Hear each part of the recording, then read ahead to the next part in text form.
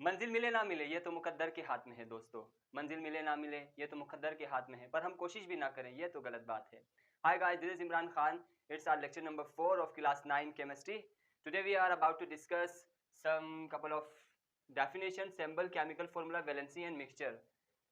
चले शुरू करते हैं. Start. So symbol, I start with symbol. What is symbol?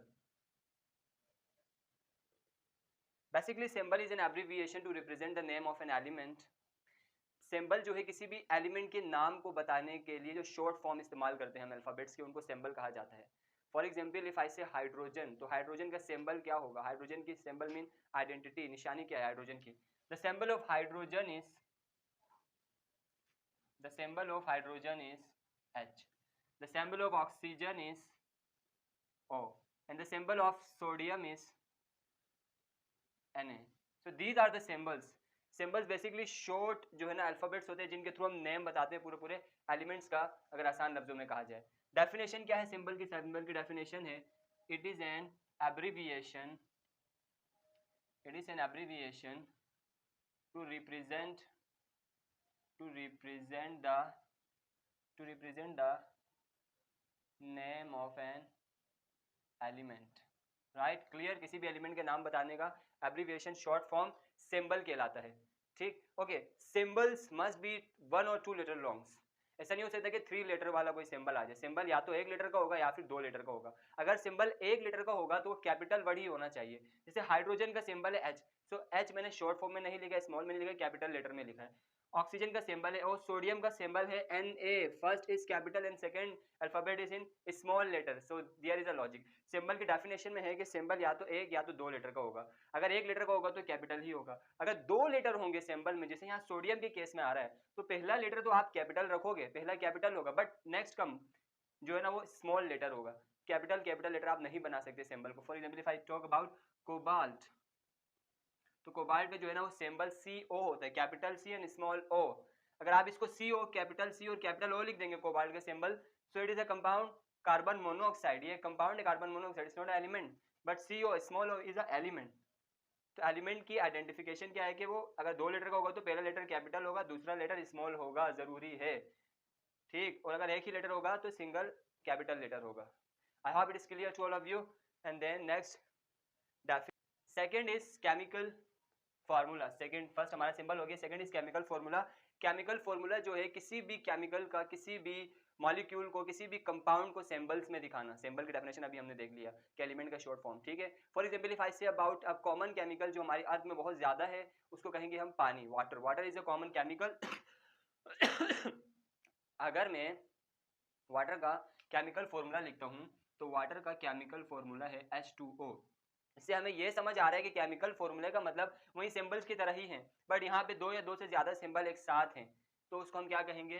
Chemical formula. जहाँ पे 2 या 2 से ज्यादा सिंबल्स नजर आ रहे हो हमें, उसको कहेंगे हम केमिकल फॉर्मूला. फॉर एग्जांपल मैंने इससे पहले सिंबल में बताया था कि सिंगल लेटर वाला सिंबल होता है.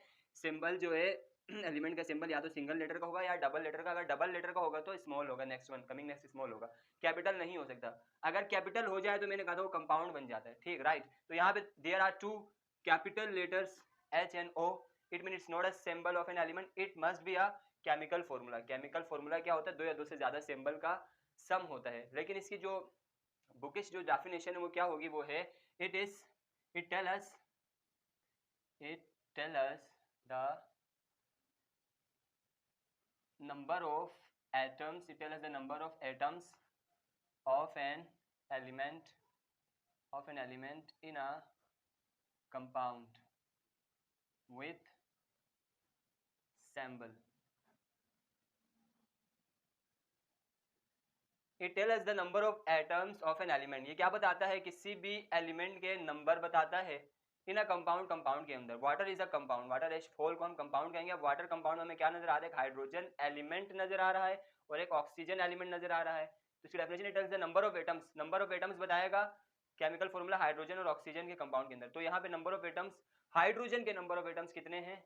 How many hydrogen are there? 2 hydrogen and oxygen 1. So according to definition it is the number of atoms. number of atoms बता रहे हैं कि 2 हाइड्रोजन है, 1 ऑक्सीजन है. एलिमेंट भी बता रहे हैं hydrogen oxygen in a compound with symbols, और सिंबल से बता रहे हैं कि मैंने पूरा पूरा लिख दिया हाइड्रोजन ऑक्सीजन सिंबल्स के through. This is known as chemical formula, CO is a chemical formula. यहाँ हमें एलिमेंट पता चलने कार्बन और ऑक्सीजन है, और नंबर ऑफ एटम्स भी पता चलने कि एक कार्बन है और एक ऑक्सीजन है। This whole is a chemical formula. Lot of इस तरह के बहुत सारे केमिकल फॉर्मूला जो आप आगे पढ़ते रहेंगे। अमोनिया है, सही, मीथेन है, NOH, Na2CO3 है, बहुत सारे, ClH2SO4 है, बहुत सारे होंगे। ठीक, right, I hope so. Chemical formula की डेफिनेशन भी क्लियर है। Next, so next is valency. Valency, right.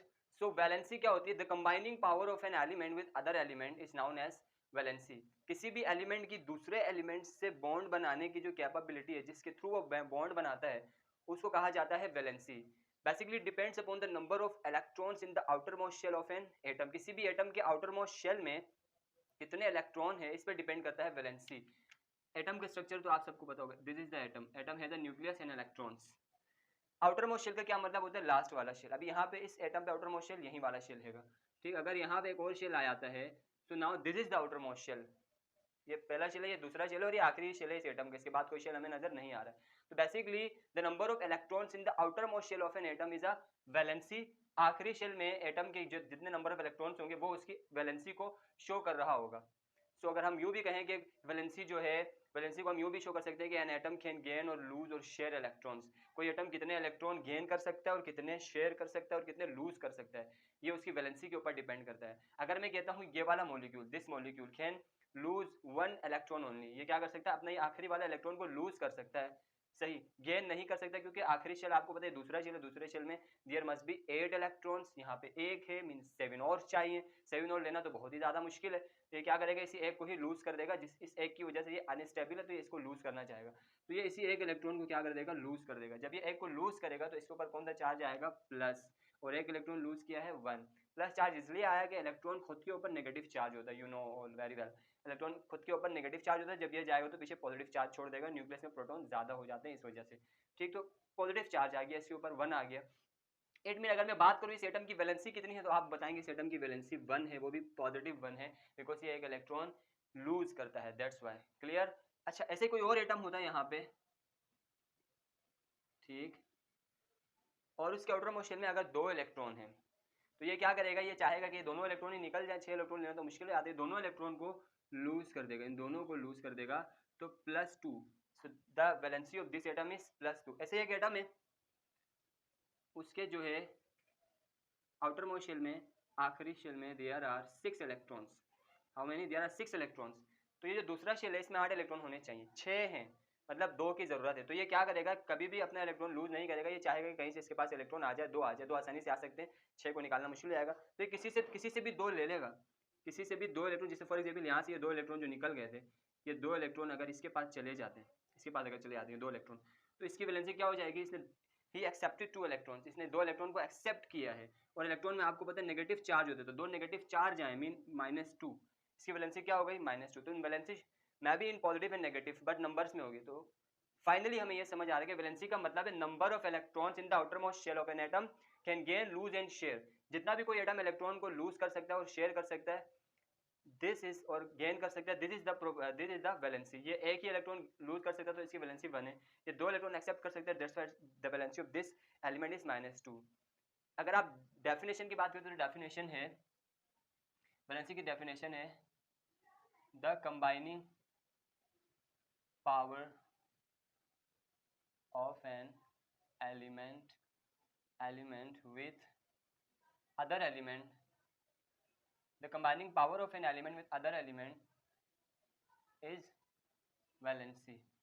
ठीक, और it depends upon number of electrons in the outermost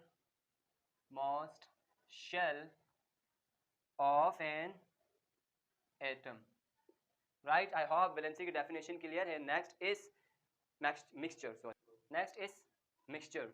so mixture next and last today's lecture।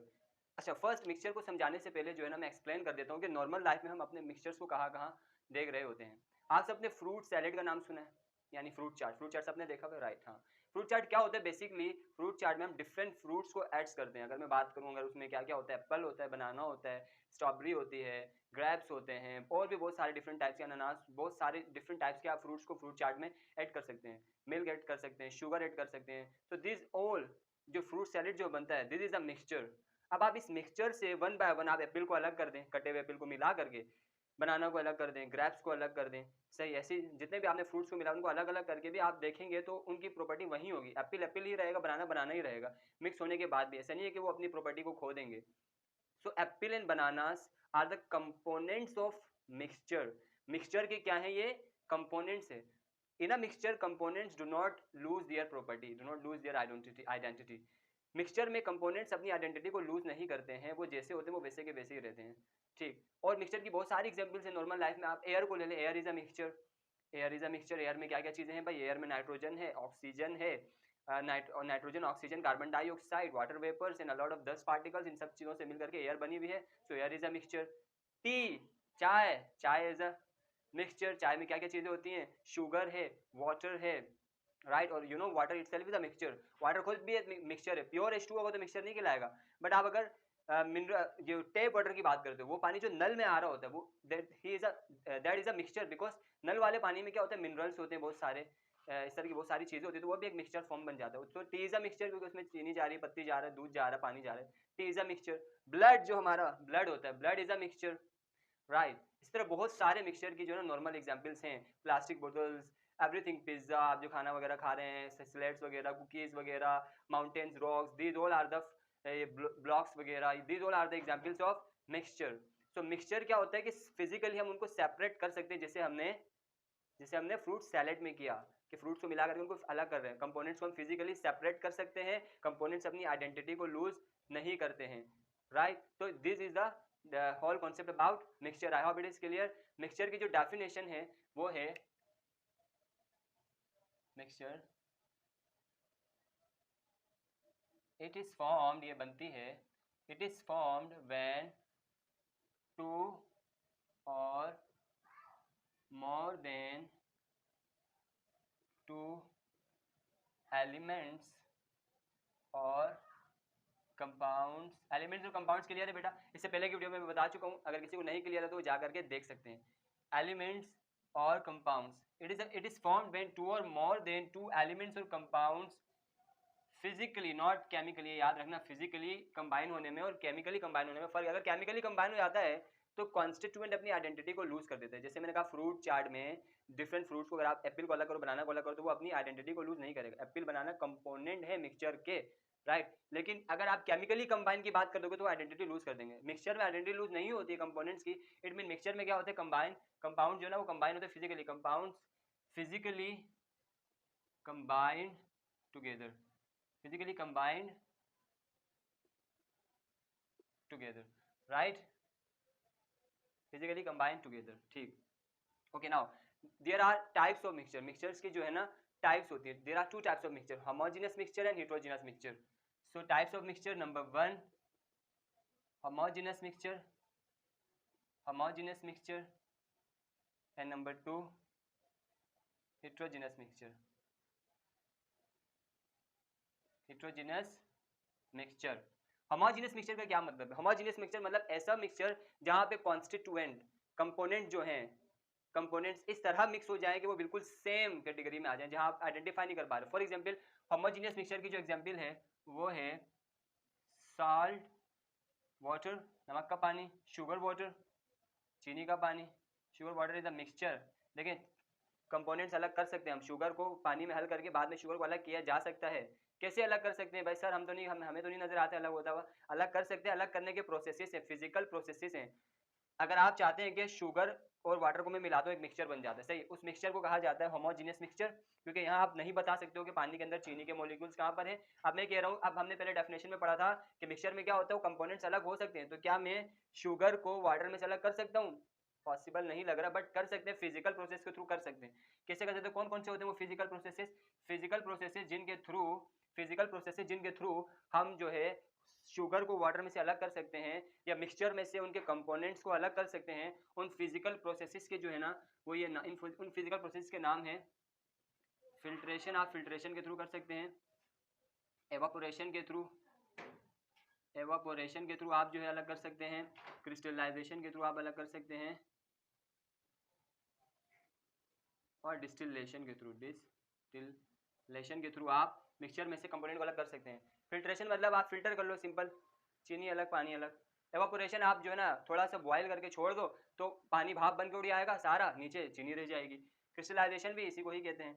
Distillation क्या होता है? Distillation में component, distillation is a process जहाँ पे आप मिक्सचर के कंपोनेंट्स को अलग अलग करते हो, उस प्रोसेस को डिस्टिलेशन कहा जाता है, राइट। हेट्रोजीनियस मिक्सचर ऐसे मिक्सचर्स हैं जहाँ पे कंपोनेंट्स इवनली जो है ना मिक्स नहीं होते हैं। जैसे फॉर एग्जांपल अभी मैंने बात करी थी, अगर हम बात करें रॉक की, चट्टान वगैरह की, यहाँ पे अब रॉक के अंदर मिनरल्स भी होते हैं, पेट्रोल भी है, मिट्टी भी है, बहुत सारी चीज़ें होती है रॉक्स के अंदर, तो इवनली डिस्ट्रीब्यूटेड नहीं होती। पूरी रॉक या तो सोने की, पूरी रॉक जो है ना तांबे की नहीं होगी, रॉक के अंदर मिट्टी बहुत सारी होगी, फिर उनमें कुछ जो है मिनरल्स होंगे, उनमें कुछ ज़्यादा इंपॉर्टेंट मिनरल्स होते हैं, ठीक। तो rock is a mixture. T हो गया हमारा, चाय हो गया, वर्ग टी तो जो है ना वो होमोजीनियस मिक्सचर में आ जाएगा, उसमें नहीं पता चलता है कि सारी चीज़ें कहाँ हैं। T is example of homogeneous mixture, blood is an example of homogeneous mixture. Heterogeneous mixture में रॉक आ गया, कुकीज़ आ गई, हमारे सैलिड आ गया, फ्रूट सैलिड। फ्रूट सैलेड में क्या होता है कि हम, ऐसा नहीं होता कि 2 सेब 2 केले मिला करके, फ्रूट सैलेड में आप अपनी मर्जी से अपने टेस्ट के अकॉर्डिंग बनाना, एप्पल्स को ऊपर नीचे कर सकते हैं। So I hope it is clear to all of you. Thank you so much for watching. Please subscribe my channel, share and like.